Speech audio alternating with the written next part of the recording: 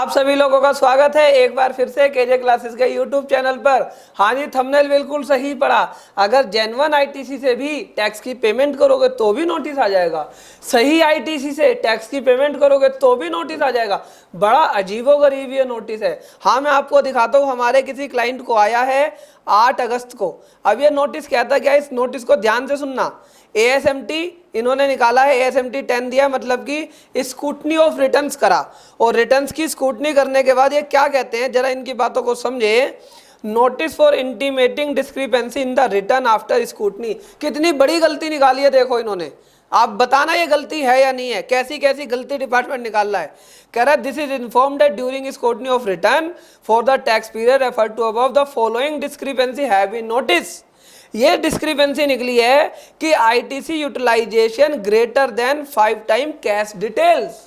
मतलब कि आपने अगर 10,000 रुपए की पेमेंट कैश से करी है तो आईटीसी से पेमेंट करी है 50,000 रुपए की। ये बस आपकी गलती है। वाह भाई वाह, कितनी बड़ी गलती। अरे कौन से लॉ में लिखा हुआ है जीएसटी में कि तुम आईटीसी से पेमेंट नहीं कर सकते। अरे मैं तो चाहूं, मैं तो 100% टैक्स की पेमेंट आईटीसी से कर सकता हूं। बस वो मेरा आईटीसी वैलिड होना चाहिए, वो मेरा आईटीसी वैलिड होना चाहिए। लेकिन ये कह रहे हैं कि अगर तुमने 5 टाइम्स से ज्यादा पे करा है अपना टैक्स आईटीसी से तो हम आपको नोटिस देंगे। देखिए क्या क्या कह रहे हैं ये, कि आपने 75 लाख रुपए का आईटीसी लिया और कैश से पेमेंट करी 7 लाख रुपए। तो भैया क्या गलत कर दिया हमने।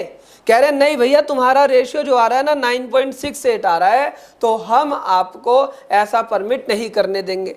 अरे भैया गलती क्या हो गई हमसे, बताओ ना। लॉ में लिखा है क्या, सेक्शन 16 में लिखा है क्या, रूल 36 में लिखा है क्या?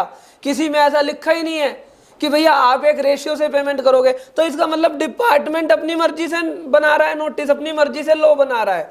ये डिपार्टमेंट को कुछ समझाओ भैया। हमारे फाइनेंस मिनिस्टर से मेरी रिक्वेस्ट है कि अपने डिपार्टमेंट के आदमियों को समझाओ, ऐसे एसएससी को परेशान ना करे। अब एसएससी के सामने क्या टेंशन आ गई, अब एसएससी को नोटिस आ गया।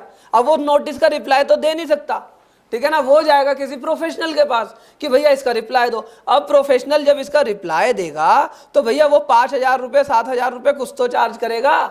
आप यहाँ पर क्या कर रहे हो, जो मैन पावर है, जो हमारी सीनियर मैन पावर है, जो इंटेलिजेंट मैन पावर है, आप उसका टाइम वेस्ट कर रहे हो। क्योंकि जब कोई ऑफिसर प्रोफेशनल इसके ऊपर टाइम लगाएगा तो उसके 2 घंटे 4 घंटे वेस्ट कराओगे या नहीं। ऐसा मत कराओ भैया। तुम वैसे ही डिपार्टमेंट में बुला बुला के प्रोफेशनल को बिठा लेते हो 2-2 घंटे 4-4 घंटे। अब आप यहाँ पर भी टाइम वेस्ट करा रहे हो। मेरे हिसाब से ये नोटिस गलत है। इन्होंने क्या कहा है कि 15 तारीख तक 11 बजे आ जाना। अब गलत है तो इसका रिप्लाई क्या करें भैया। इसका रिप्लाई सिंपल बोलना है, आपको सेक्शन 16 को कोट करना है कि सेक्शन 16 में ऐसी कोई कंडीशन नहीं है। रूल 36 को बोलना है कि रूल 36 में भी ऐसी कोई कंडीशन नहीं है। और डिपार्टमेंट से पूछना है, डिपार्टमेंट से पूछना है कि तुम बताओ भाई ये ऐसा कहां लिखा है। जो ये ऑफिसर है इनके खिलाफ एक्शन भी लेना है, कंप्लेंट भी करनी है।